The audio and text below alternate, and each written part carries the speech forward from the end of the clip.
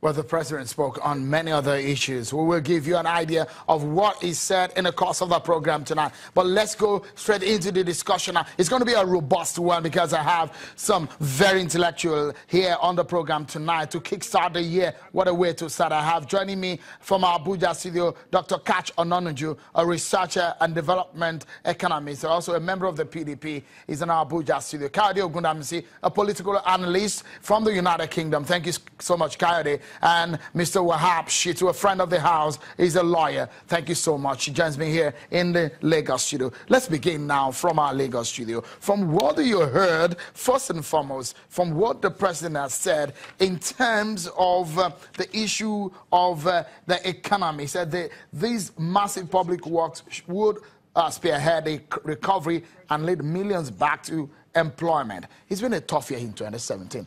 Those words, did they mean anything to you in terms of the agitations in the mind of many Nigerians? Yes, I think on a sense of balance, the president's address captures all the major areas of concerns that the citizens feel at this point in time. First of all, I must also salute the president for acknowledging the fact that Nigerians are currently facing hardship, and that the fuel scarcity is as a result of blackmail by some elements which he promised to deal with. But I think, the speech, the speech is very interesting to me. I find it very interesting because it addresses the central idea that this government intends to tackle, which is the issue of huge infrastructural deficits in the country. That the president acknowledges the fact that there's a huge infrastructural deficit in the country presently, and that the efforts have been put in place to be driven mainly by the Federal Ministry of Power, Works and Housing in order to address these issues, whether burden on railways, burden on roads, burden on power projects. So that is the central idea, in line with the economic recovery and growth plan. So he said that the government is slowly stabilizing the economy. Are you sure about that? Well, is the economy stabilizing? The economy is. Nigerians generally are complaining. We have not really gotten what we desire. This is the last chance of this administration to establish or to prove beyond reasonable doubt to Nigerians that it is committed to its slogan of change. Okay, let me allow Dr. Kach Ononuju to weigh in on this. You're a researcher and a development economist. Weigh in on this, if you may. The president did say the government is slowly stabilizing the economy, and he did say that you would recall that it was not until last year that we got out of economic recession into which the country had fallen as a consequence of past unsustainable economic policy, which projected short-term illusory growth. At this point that we are, the first day of the year 2018, we're yet to see another report from the NBS on the state of the Nigerian economy. But does that speech give a hope, especially when you hear the president of the United States speak on a day like this? You will see the ripple effects in the stock exchange. This kind of speech, does it kind of give that kind of hope in the market?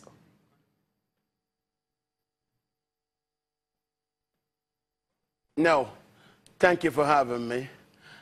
This speech will not bring any movement in the market because the markets will allow the president's reputation to actually precede him.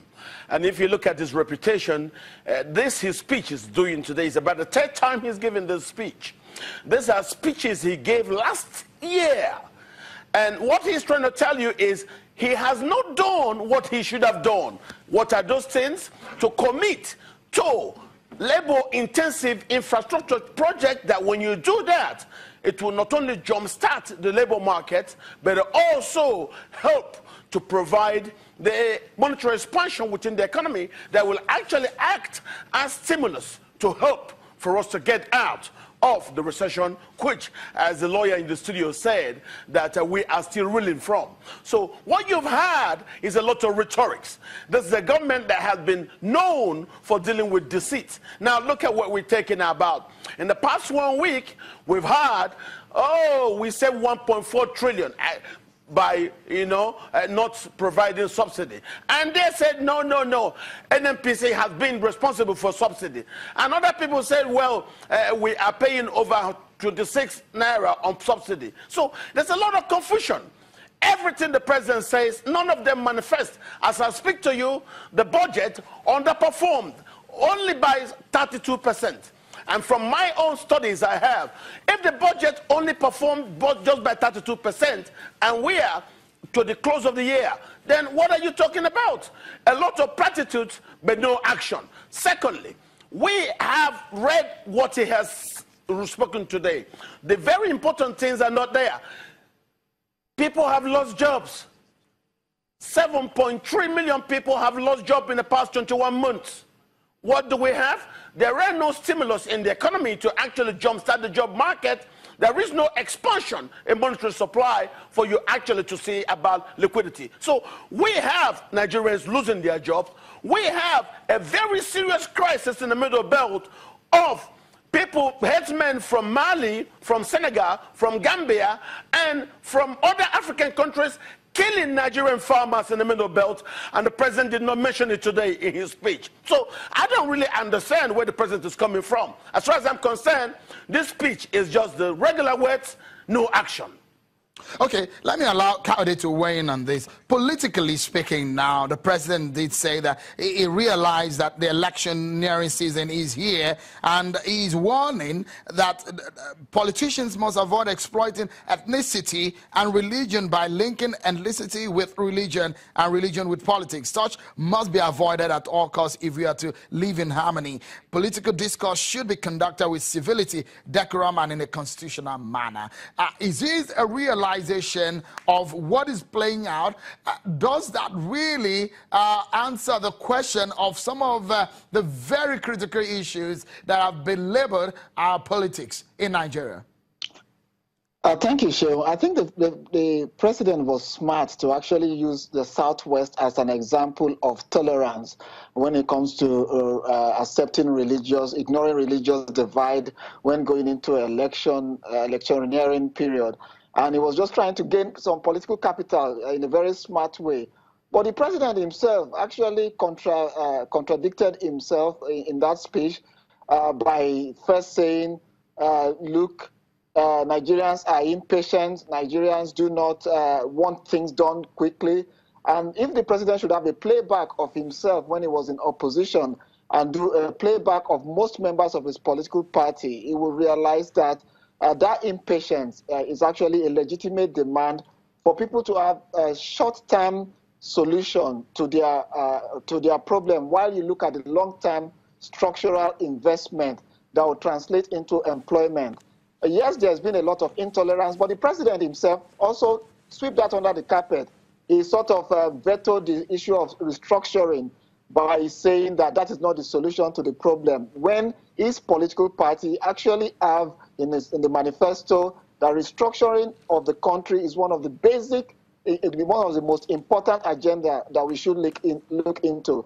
I think the president is a little bit detached from reality as to the need for the confederating unit in Nigeria to sit down in a round table to actually look at a way forward. Because if the system is wrong, no matter how well-intentioned the president is, he cannot have his way.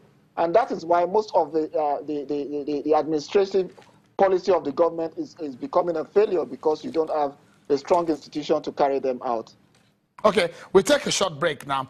But when we come back, my very intellectual guest on the program tonight, dissecting all of these issues for you, we'll be back and we'll talk about issues of restructuring, infrastructure, and issues of power as raised by the president earlier this morning. Don't go anywhere. It's the first day in the year 2018, and we're dishing it out to you like we always do right here on Politics Today, everyone. Stay with us.